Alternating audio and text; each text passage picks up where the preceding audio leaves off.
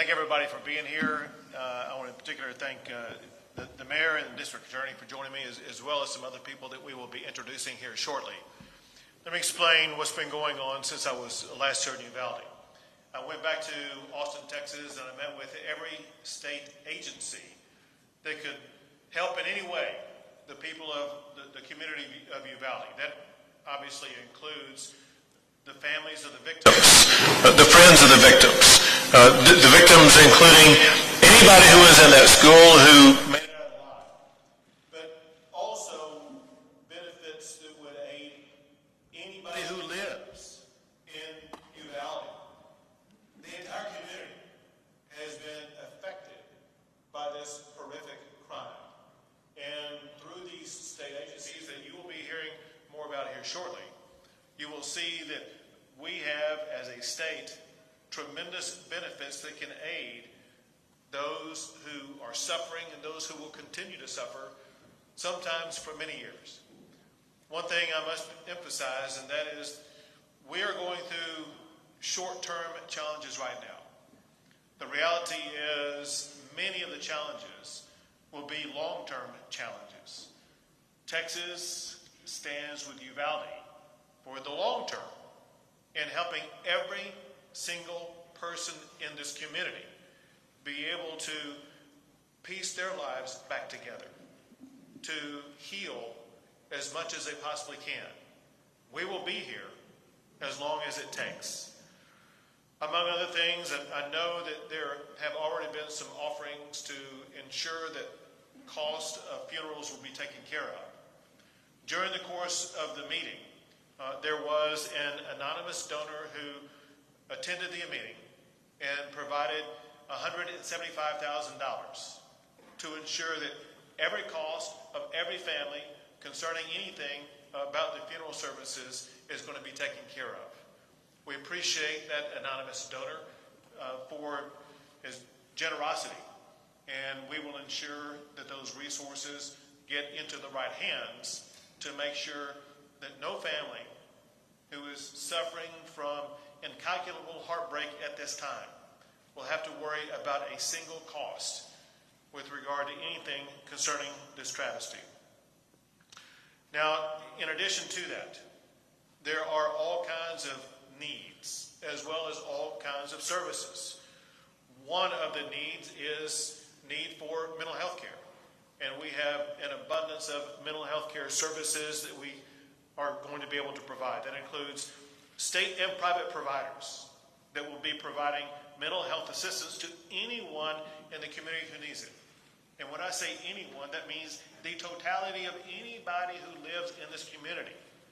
We believe that you would benefit from mental health care services. Those mental health care services are free. We just want you to ask for them. The way that you can ask for them, whether it be today, tomorrow, next month, or next year, is this number: 888-690-0799. Mental health care can be reached by calling 888-690-0799. That helpline will be answered 24 hours a day, 7 days a week, whenever you need it. In addition to that, I am announcing the establishment of the One Star Foundation Fund to assist with ongoing challenges that will be faced by the victims of this crime. To put this into perspective, to help you understand how this works, we opened up a fund like this in the aftermath of Hurricane Harvey to assist all of the thousands of victims of Hurricane Harvey and received millions of dollars in support that went to those who faced challenges because of Hurricane Harvey. The exact same thing applies here. Right here is the address. It's onestarfoundation.org. onestarfoundation.org. To be more precise, if you go to onestarfoundation.org/Uvalde, you make a contribution at that site that is already a pre-registered 501c3 organization.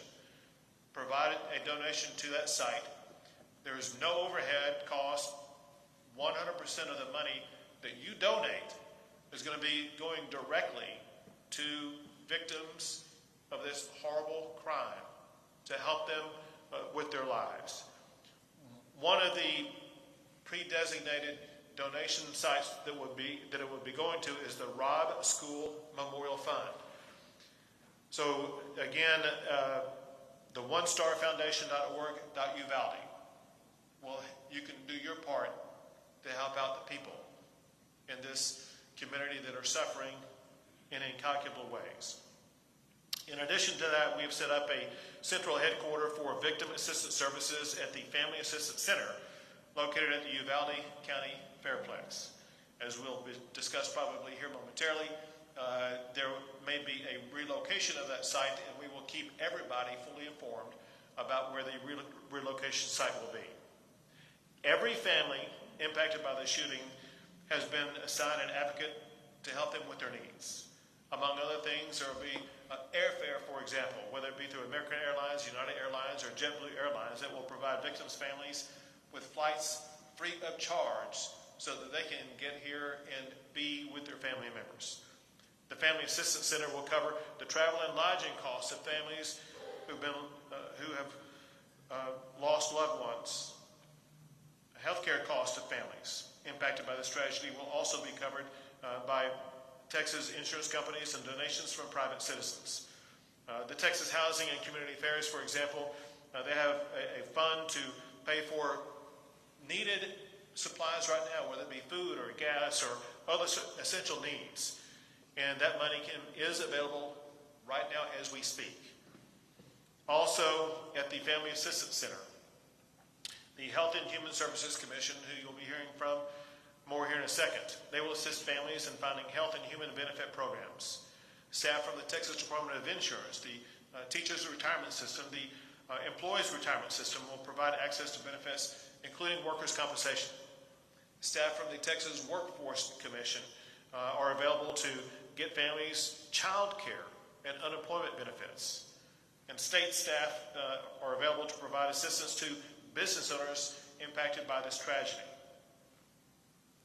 Healing the broken hearts, it's going to take a long time.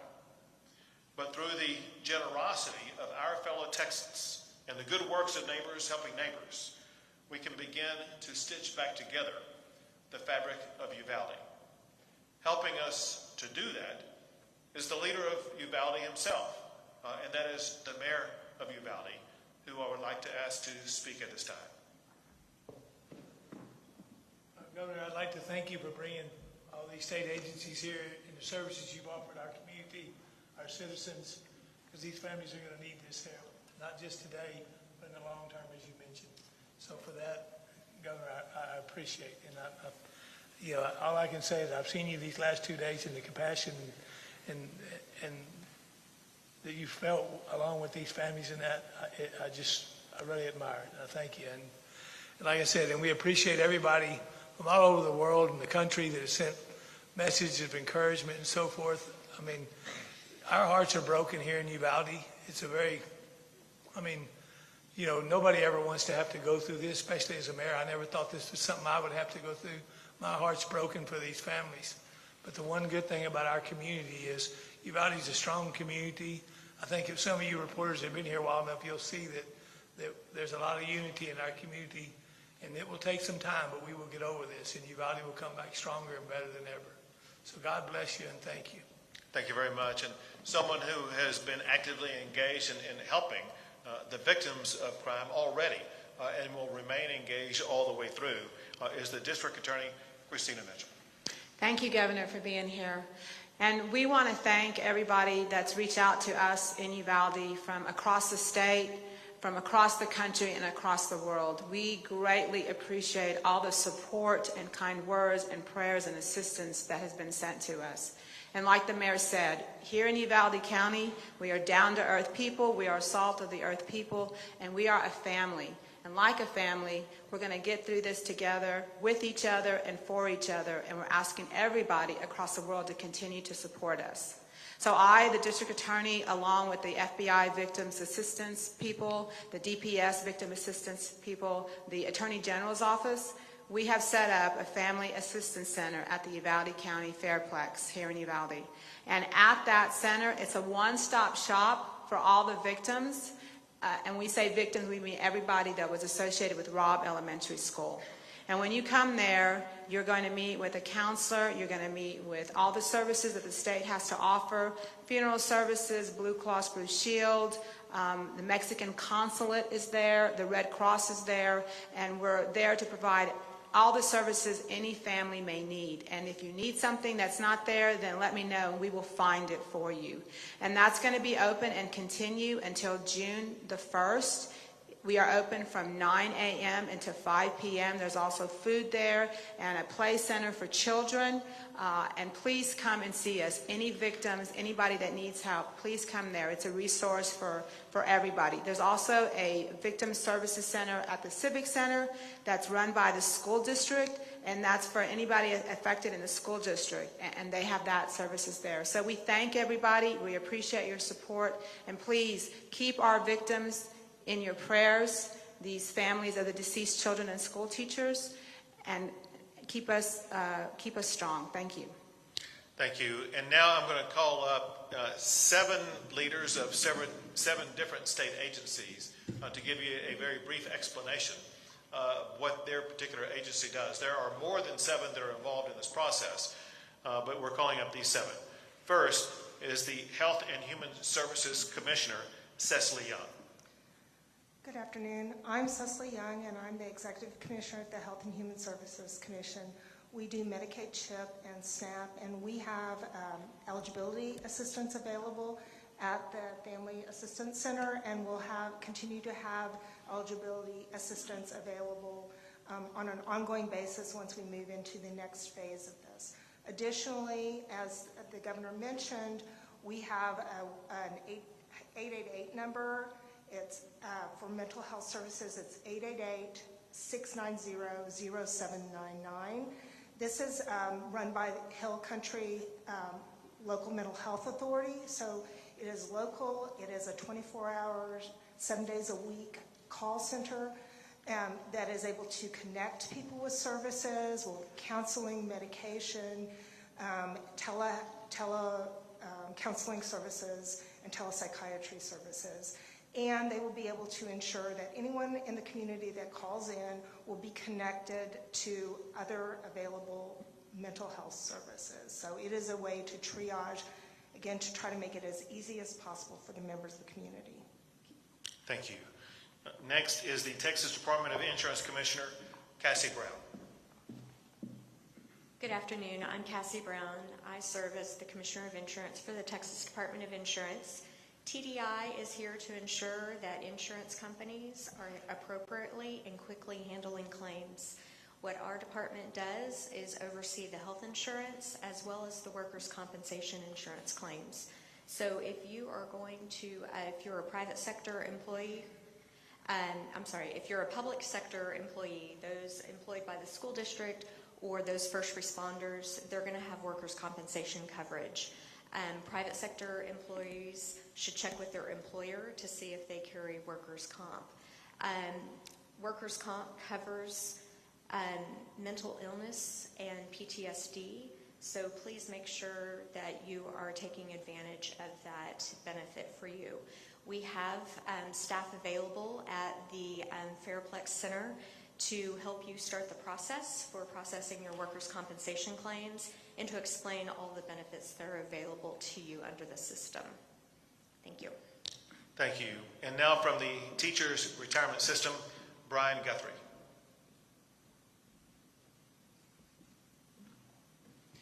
Thank you. Good afternoon. My name is Brian Guthrie. I'm the Executive Director of the Teacher Retirement System of Texas. We are here today to not only help the families of the 2 teachers who tragically lost their lives and provide them the benefits that they are due, but also to help all the employees of not only this school district, but all the surrounding school districts to make sure that they have access to mental health and behavioral health services. We also recognize that not all the employees of these districts are members of our system and are for our healthcare program, but we want to thank our partners, Blue Cross Blue Shield and Teladoc, for extending those benefits to everyone who's employed in this district or any of the surrounding districts. Thank you. Thank you. And now for the Texas Employees Retirement System, Porter Wilson.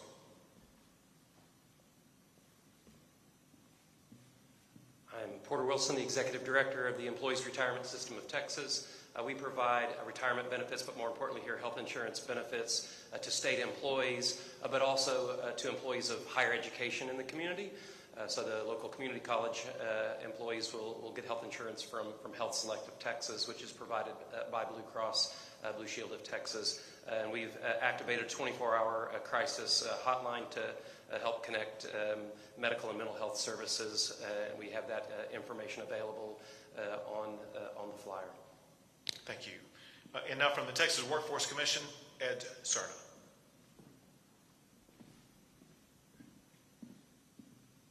My name is Ed Cerna. I'm the Executive Director of the Texas Workforce Commission. The Workforce Commission has a local presence on Main Street in our local Workforce Development Office, and through that office we'll provide child care services for not only the families of the victims, but also anyone who is associated in the school or first responders.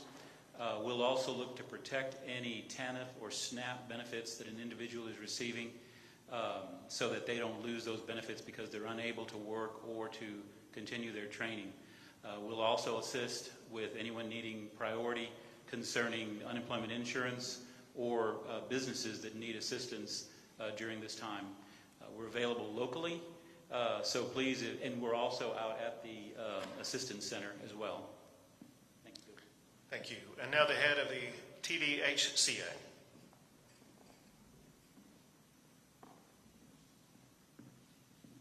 Good afternoon. I'm Bobby Wilkinson. I'm the Executive Director of the Texas Department of Housing and Community Affairs. We have a very flexible pot of grant funding that we're funding our local partner, the Community Council of South Central Texas. They have a field office here. They're at the Family Assistance Center.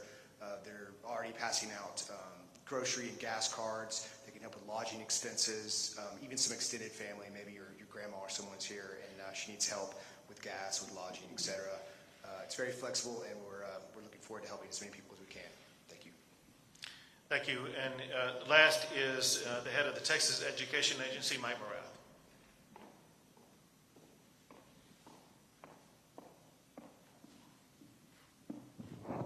Thank you. TEA has been working in close coordination with the school system. I want to say thank you publicly to Hal Harrell for your leadership and for the work that all of our educators have done. The agency provides support directly in the form of grant funds. We have offered supplemental counseling services. Those counseling services have been provided really around the clock since this began, and will continue to provide support as the school district prepares its responses for both summer and this fall. Thank you. So once again, whether it be the services you heard about, or there are many more that we talked about earlier, providing briefing to local officials. The state of Texas has robust resources to ensure that these families who have been devastated by this horrific crime, as well as the entire community, we will be able to help them with any and all of their needs. I cannot overemphasize enough that everybody, students, teachers, law enforcement, everybody in this community, please avail yourself of absolutely free mental health care. It'll pay off in the long run. With that, I'll be happy to take a few questions.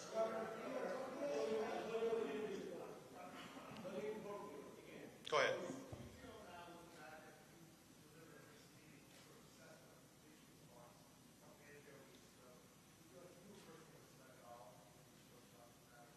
Sure. So,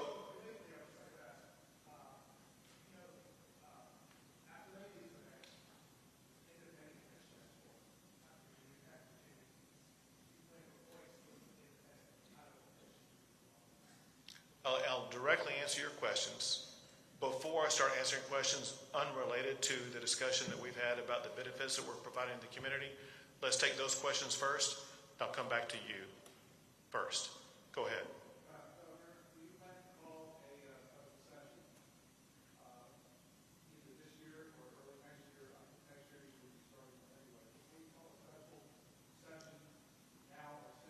I'll put you second in the queue.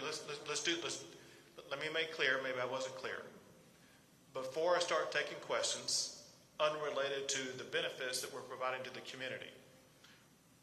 We have an obligation as a state to communicate to the people of this community the benefits that are available to them. Their lives are crushed. They have no idea what's going on. They may have no idea whatsoever how they're going to pay a bill. Let me give you an easy example of something explained to me. There was a parent who lost some glasses that were crushed in everything that happened. And he told someone he had no money to pay for it. We have money to pay for that stuff. There are people who have no idea about getting food. We have money that can buy them food. Let's discuss, if you have any questions about these benefits. If you don't have any questions, that's fine. But if there's anybody here. Governor, with all due respect, for 3 days this community has heard the version of the story based in large part on what you told them on Wednesday afternoon that these officers had acted with amazing courage.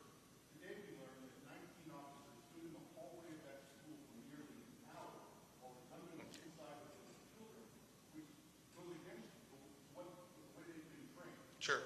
And I'm going to be answering that. And that's his. No, I'm going to fully answer it because that's what he asked. And I told him I'm going to answer his question first. Hold it. I understand. Is there anybody here who has any question about the benefits that are being provided to anybody here who's suffered because of this crime? All right. So let me answer your question. So your question. No, I remember it. Short answer, yes, I was misled. I am livid about what happened. I was on this very stage 2 days ago, and I was telling the public information that had been told to me in a room just a few yards behind where we're located right now. I wrote down hand notes in detail about what everybody in that room told me in sequential order about what happened. And when I came out here on this stage and told the public what happened, it was a recitation of what people in that room told me, whether it be law enforcement officials or non-law enforcement officials, whatever the case may be. And as everybody has learned, the information that I was given turned out in part to be inaccurate. And I'm absolutely livid about that. And here's my expectation. My expectation is that the law enforcement leaders that are leading the investigations, which includes the Texas Rangers and the FBI, they get to the bottom of every fact with absolute certainty. There are people who deserve answers the most. And those are the families whose lives have been destroyed. They need answers that are accurate. And it is inexcusable that they may have suffered from any inaccurate information whatsoever. And it is imperative that the leaders of the investigations about exactly what happened get down to the very second of exactly what happened with 100% accuracy and explain it to the public, but most importantly, to the victims who've been devastated.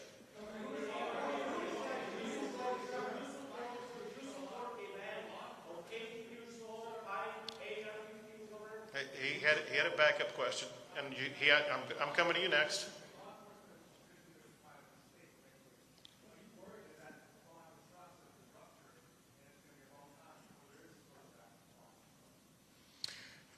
My expectation is that as we speak and every minute going forward, law enforcement is going to earn the trust of the public by doing exactly what they're supposed to do from this point on, and that is making sure that they thoroughly, exhaustively investigate exactly what happened and explain to you and the public and the victims of the crime exactly what happened.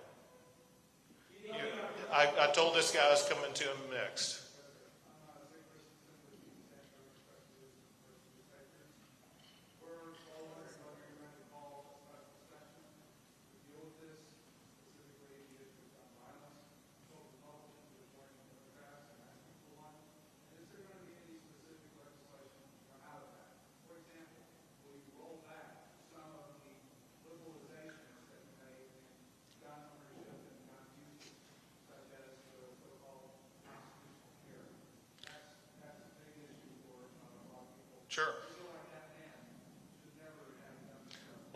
answer your second question first, and then I'll answer your first question. So in your second question, you talked about the rollback of any of the legislation that I signed this past session.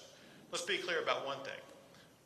None of the laws that I signed this past session had any intersection with this crime at all. No law that I signed allowed him to get a gun, the gun that he did get.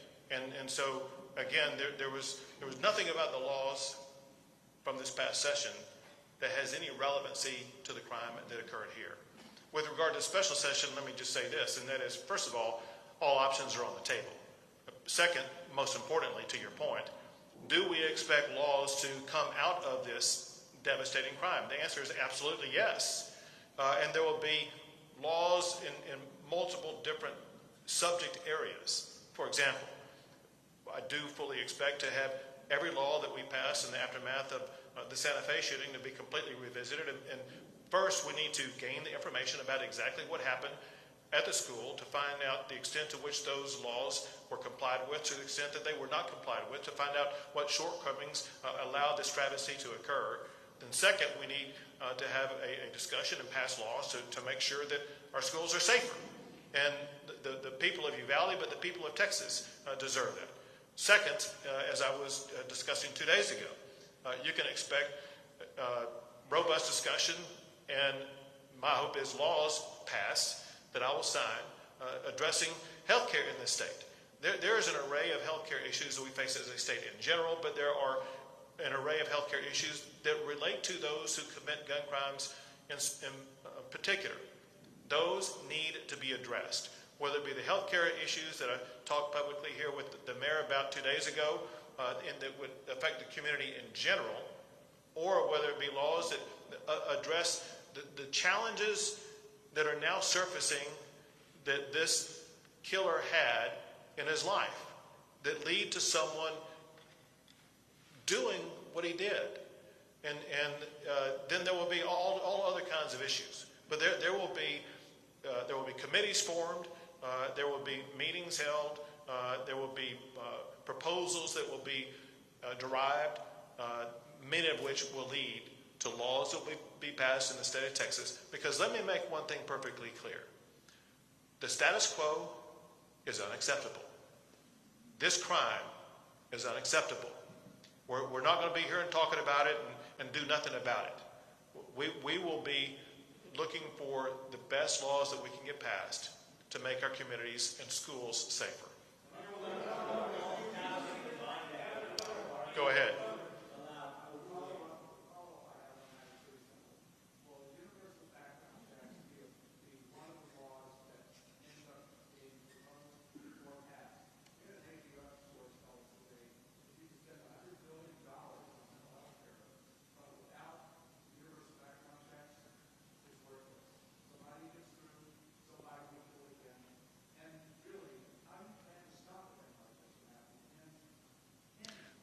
Let's be clear about a couple of things that show that these background checks, if everyone wants to seize upon a particular strategy and just assume, well, that's the golden strategy right there. Look at what happened in the Santa Fe shooting. A background check had no relevancy whatsoever because the killer took the gun from his parent. Look at what happened in the shooting in Sutherland Springs. There was a background check that was done. It was done in a flawed way that allowed the killer to get a gun. And so anyone who suggests, well, maybe we should focus on background checks as opposed to mental health, I suggest to you is mistaken. If there's anybody here who thinks we have perfect health care in this country, in this world, they're wrong. If there's anybody who thinks that we can't do more to address mental health care, they're wrong. They can. We can. And we're going to. Go ahead. Go ahead. Yes.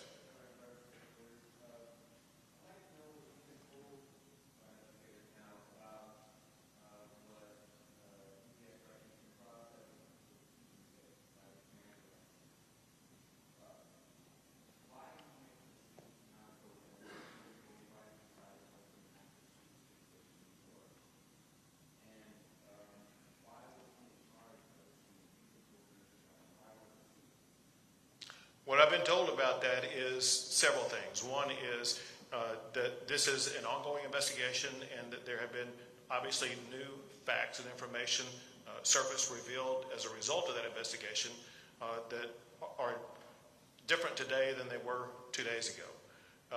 Second, there will be ongoing investigations that detail exactly who knew what when, who was in charge of what strategy, why was that particular strategy employed, why were other strategies not employed. Bottom line would be, why did they not choose the strategy that would have been best to get in there and to eliminate the killer and to rescue the children? I can't hear you. I can't hear you. Go ahead.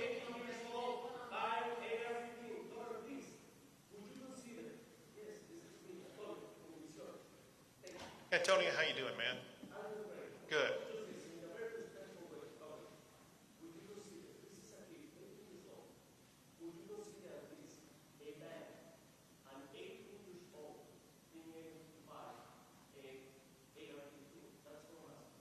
So, it's my understanding that ever since Texas has been a state, an 18-year-old has had the ability to buy a long gun, a rifle. Right. And since that time, it seems like it's only been in the past decade or two that we've had school shootings. So for a century and a half, 18-year-olds could buy rifles, and we didn't have school shootings, but we do now. Maybe we're focusing our attention on the wrong thing, and we're focusing it on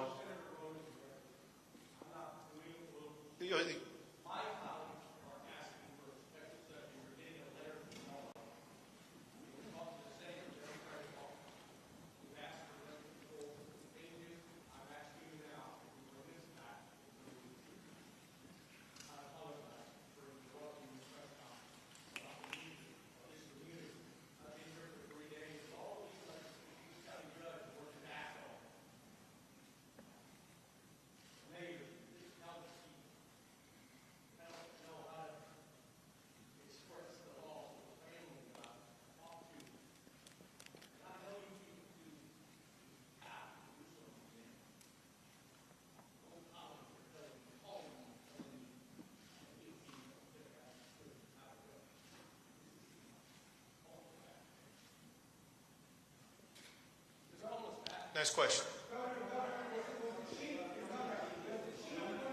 I can't hear you. Speak up.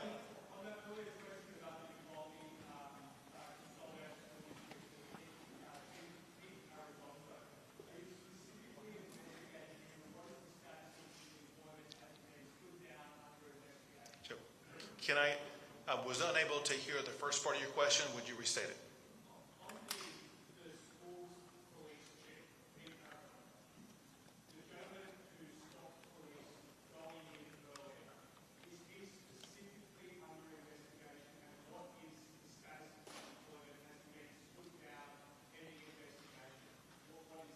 Okay, so every act by every official involved in this entire process is under the investigation conducted both by the Texas Rangers and by the FBI. Every act of all of those officials will be known and identified and explained to the public.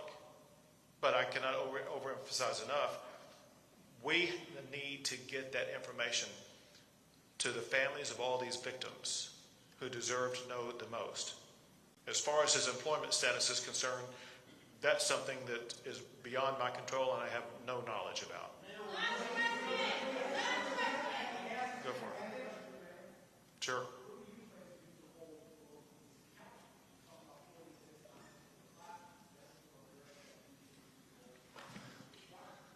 You know, as the governor said, I'm not in law enforcement. I have not. I'm the mayor of the city, and once we know what took place, what went down, we'll get to the bottom of it and see. I've been just as confused as you are, because as the governor was, I got the same information that the governor got until yesterday afternoon. I was blown away, and then again this morning, other information. So I don't have an answer for you yet, but I can tell you, if we need to make changes in that, we will.